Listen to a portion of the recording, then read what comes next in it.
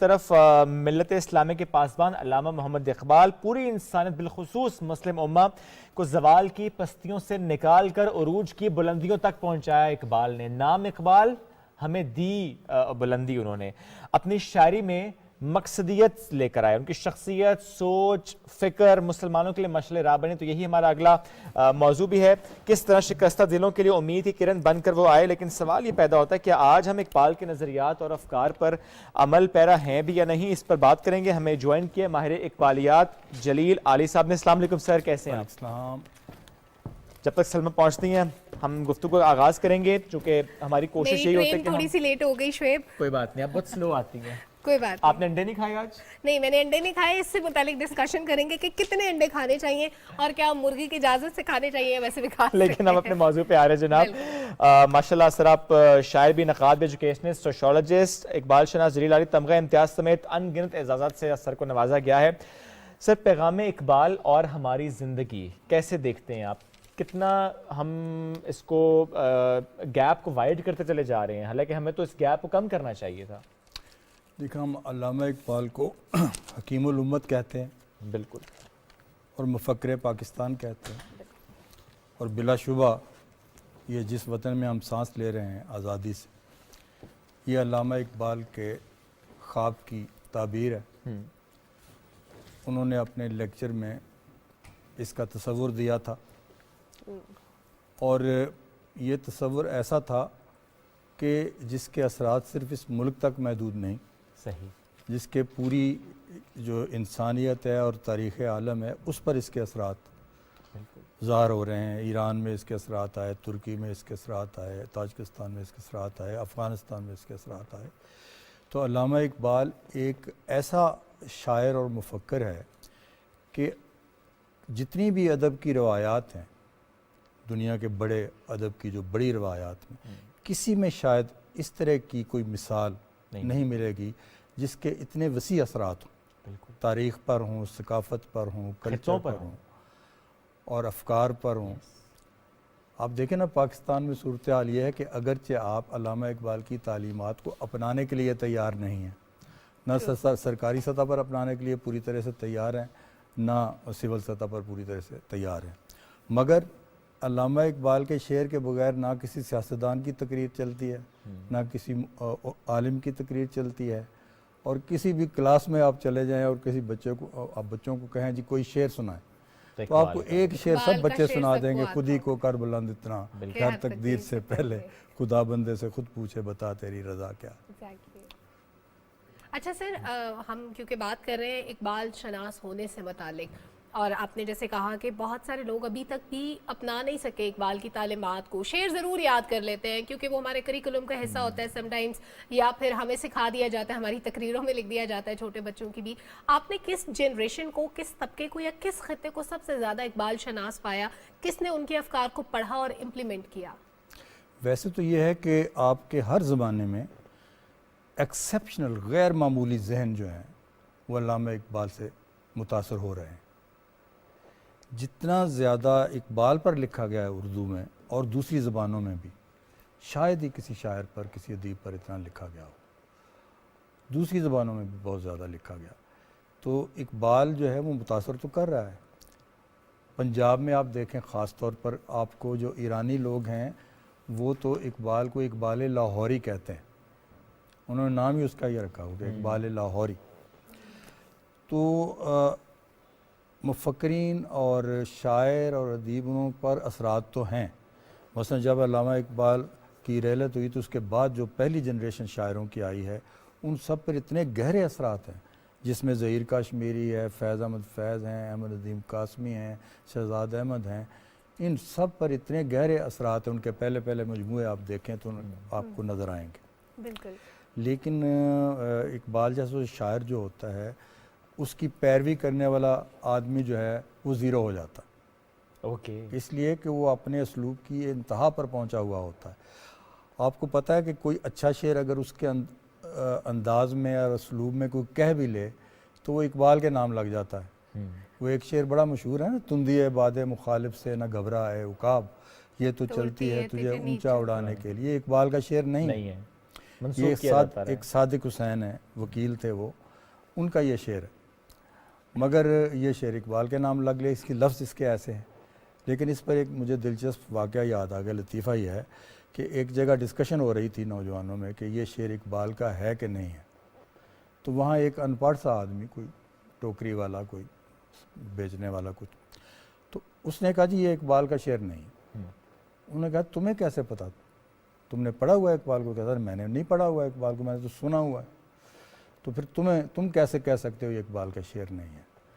اس نے کہا جی اقبال کا شعر اس لیے نہیں ہے کہ شعر خود بتا رہا ہے تو اس میں عقاب اس میں عقاب جو ہے گھبرایا ہوا ہے، تو اقبال کا عقاب جو ہے وہ گھبراتا نہیں ہے، تو اس سے مجھے اندازہ ہوا کہ یہ اقبال کا شعر نہیں ہے۔ سر اقبال کا شاہین بالکل نہیں گھبراتا، آپ نے درست فرمایا، اور ہمیشہ انہوں نے نوجوانوں کو شاہین سے تشبیہ دی۔ اور جو ایک شعر ان کا بڑا اچھا تھا ہے، طائر لاہوتی اس رزق سے موت اچھی جس رزق سے آتی ہو پرواز میں کوتاہی۔ آج کل ہم دیکھتے ہیں بڑی سہل پسندی آ گئی ہے ہمارے اندر، بڑی آسانیاں ہم تلاش کرتے ہیں، ایون رزق کی تلاش میں بھی جاب اپرچونٹیز مل رہی ہوتی ہیں، لیکن ہم اپنی آسانی تلاش کرتے ہیں۔ اس شعر کو اگر آپ تھوڑا سا ایلیبوریٹ کریں کہ نوجوانوں کے لیے پیغام کیا ہے اس میں؟ یہ جو شعر ہے نا، اے طائر لاہوتی اس رزق سے موت اچھی جس رزق سے آتی ہو پرواز میں کوتاہی۔ لاہوت جو ہے نا، یہ سب سے اوپر والے آسمان کے سے بھی آگے جو علاقہ ہے اس کے بارے میں کہتے ہیں، عالم لاہوت، تو اس کا مطلب ہے کہ بہت بلند مرتبے والا جو زمانوں پر بھی حاوی ہوتا ہے۔ تو اقبال کہتا ہے تم تو لاہوت کے پرندے ہو، اے طائر لاہوتی اس رزق سے موت اچھی جس رزق سے آتی ہو پرواز میں کوتاہی۔ تو پرواز تو ہماری لاہوت تک ہونی چاہیے، لیکن اگر آپ نے ایسا رزق جو ہے کھا لیا جس میں سہولت پسندی ہے، جس میں آپ کو محنت نہیں کرنی پڑی، تو اس کے نتیجے میں آپ کی صلاحیتیں جو ہیں مردہ ہو جائیں گی۔ ایگزیکٹلی، کیونکہ جتنا آپ اپنی صلاحیتوں کو بروئے کار لاتے ہیں وہ پالش ہوتی ہیں، وہ نکھرتی ہیں، اور چیلنج ہو تو زیادہ ابھرتی ہیں۔ تو آپ کو پتہ یہ اس طرف بھی اشارہ تھا کہ دوسرے کا دست نگر نہیں ہونا چاہیے۔ آپ اپنی دنیا آپ پیدا کر اگر زندوں میں ہے، ٹھیک ہے، جچتے نہیں بخشے ہوئے فردوس نظر میں، کیا بات، آپ اپنے جنت اپنی خود بنائیں، عمل سے زندگی بنتی ہے جنت بھی جہنم بھی، یہ خاکی اپنی فطرت میں نہ نوری ہے نہ ناری ہے۔ آپ کو پتہ ہے جو جس وقت ہمارے ایوب خان نے آخری زمانے میں عالمی استعمار کے خلاف مزاحمت شروع کر دی تھی، اور اس نے یہ نقطہ نظر اختیار کیا تھا کہ ہم سارے انڈے آپ کی ٹوکری میں نہیں رکھیں گے، ہم دنیا میں اور ملکوں کے ساتھ بھی اپنے تعلقات بنائیں گے۔ تو اس وقت اس کے ساتھ ناراض ہو گیا عالمی استعمار، تو اس نے جو کتاب لکھی تھی جس کا انگریزی میں نام تھا فرینڈز ناٹ ماسٹرز، کہ غلام نہیں ہیں آپ، ہمارے آقا نہیں ہیں، دوست ہوں تو ٹھیک ہے، مگر اس کا جب ترجمہ کیا گیا تو اس ترجمے میں یہی مصرع استعمال کیا گیا، اے طائر لاہوتی اس رزق سے موت اچھی، یہ اس کا نام رکھا گیا اس کتاب کا، اس لیے کہ اس کا نقطہ نظر یہ تھا کہ پاکستان کو خود مختار بنایا جائے، معاشی لحاظ سے بھی، سیاسی لحاظ سے بھی، ہر لحاظ سے اسے خود مختار بنایا جائے۔ مطلب یہ جملہ نہ صرف نوجوانوں کے لیے تھا بلکہ وطن کے تصور پہ بھی یہ غالب فرد کے لیے بھی ہے اور اجتماع کے لیے، دونوں کے لیے، قوم کے لیے بھی، بالکل قوم کے لیے بھی۔ نوجوانوں کے لیے اضطراب کتنا ضروری ہے کہ وہ اضطراب کی کیفیت میں جائیں، کتنا ضروری ہے؟ یہ دیکھیں، اس کو میں ذرا سادہ انداز میں سمجھانے کی یہ کوشش کرتا ہوں کہ جو لوگ بھی کسی بھی فیلڈ میں کوئی بڑا کام کرتے ہیں یا نام کماتے ہیں، وہ ایک مضطرب روح والے لوگ، چاہے آپ کرکٹر ہیں، چاہے آپ موسیقار ہیں، چاہے آپ ایجوکیشن کے اندر کچھ کر رہے ہیں، چاہے آپ اداکار ہیں، چاہے آپ میزبان، جس سلسلے کے بھی آپ، شعبے کے بھی آپ آدمی ہیں، اگر آپ ہر لمحے آپ کو یہ نہیں ہے کہ ہے جستجو کے خوب سے ہے خوب تر کہاں، تو اس وقت تک آپ کی صلاحیتیں نکھرتی نہیں۔ بالکل، تو اقبال نے اس لیے کہا تھا نوجوان کو کہ خدا تجھے کسی طوفان سے آشنا کر دے کہ تیرے بحر کی موجوں میں اضطراب نہیں۔ تو جمود کے تو اقبال سخت خلاف تھے، حرکت کے وہ قائل تھے، اور وہ یہ سمجھتے تھے کہ مسلمانوں کے زوال کی سبب ہی یہی ہے، اس کی وجہ یہی ہے کہ یہ ایک عرصہ تک، کم از کم 300 سال کا تو وہ بار بار ذکر کرتے ہیں کہ 300 سال سے ہیں ہند کے میخانے بند، کہ بھئی انہوں نے سوچ کے میدان میں، فکر کے میدان میں، علم کے میدان میں، عمل کے میدان میں کچھ نہیں کیا، ایک جمود طاری ہے۔ اور جمود طاری ہوتا ہے نقل سے، کہ جب آپ دوسرے کی نقل کرتے ہیں، پیروی کرتے ہیں، تقلید کرتے ہیں، تو اقبال تو اختراعی ذہن چاہتے ہیں کہ نئی سی نئی باتیں سوچنے والا ہونا چاہیے۔ سر جب جمود کی بات ہو رہی ہے تو اسی کا اپوزٹ ایک ورڈ تحریک، جی زندگی میں تحریک، حرکت۔ اقبال نے ہمیشہ کہا کہ حرکت ہونی چاہیے، تحریک ہونی چاہیے، آپ کو جستجو میں لگے رہنا چاہیے، لگن ہونی چاہیے آپ کے اندر۔ کیا آج کے نوجوانوں میں آپ کو وہ لگن نظر آتی ہے جو اقبال چاہتے تھے، جو ان کے شاہین میں ہونی چاہیے تھی؟ دیکھیں، خود علامہ اقبال نے اپنے زمانے میں جس وقت چاروں طرف تاریکی تھی، کوئی مسلمان ملک آزاد نہیں تھے، یہاں برصغیر میں مغلیہ سلطنت کا زوال ہو چکا تھا، انگریز یہاں برسر اقتدار تھے، اس وقت بھی اقبال نے دونوں کام کیے، جو ہمیشہ دونوں کاموں کی ضرورت ہے۔ ایک یہ کہ آپ جس بے عملی میں پڑے ہوئے ہیں اس کا تجزیہ کیا جائے، اور ایڈورسٹی کا صحیح جو ہے اندازہ لگایا جائے کہ ہم کس حالت زار میں ہیں، کیونکہ اس کا شعور ہوگا تو اس سے نکلنے کی آپ کوشش کریں گے۔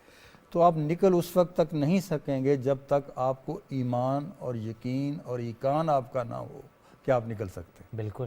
تو دونوں باتیں کی اقبال نے، ایک طرف آپ کو یہ بتایا کہ آپ ہی آخری وارث ہیں اللہ تعالیٰ کے آخری پیغام کے، تو آپ تو پوٹینشیلی بہت بڑی قوم ہے زوال والے لوگوں کو، جبکہ دوسرے شاعروں کا یہ حال تھا کہ پوری غزل رو رہی تھی اور مرثیہ بہت مقبول ہو رہا تھا، جو شاعر جتنا زیادہ لوگوں کو رلاتا تھا وہ اتنا ہی بڑا شاعر سمجھا جاتا تھا۔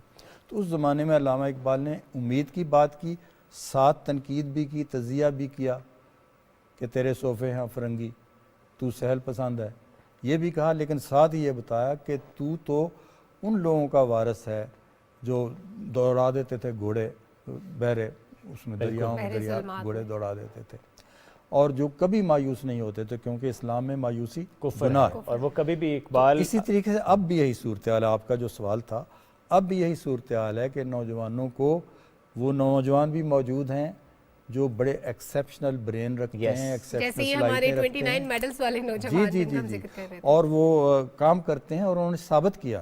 Exactly. اب اگر کبھی آپ ایک پاکستان کی بھی گنی بک بنائیں اور اس میں مختلف شعبوں میں ہمارے لوگوں نے جو نمایاں کام کیے وہ سامنے لکھیں۔ مثلا آپ ایک سیدھی سی بات دیکھیں کہ ایک مدر ٹریسا تھیں اور ایک عیدی ہیں، دونوں کا ذرا موازنہ کریں۔ مدر ٹریسا کا صرف ایک فیلڈ ہے نا، وہ جو برس کے مریض تھے ان کا، بالکل بالکل، لیکن عیدی کے کتنے فیلڈ ہیں، گنے ذرا ان کو، وہ شمار ہی نہیں کر سکتے۔ یہیں سے گفتگو کا آغاز کریں گے، انٹرپشن کے لیے معذرت، ایک چھوٹی سی بریک کی طرف ہمیں بڑھنا ہے، واپس آتے ہیں بریک کے بعد۔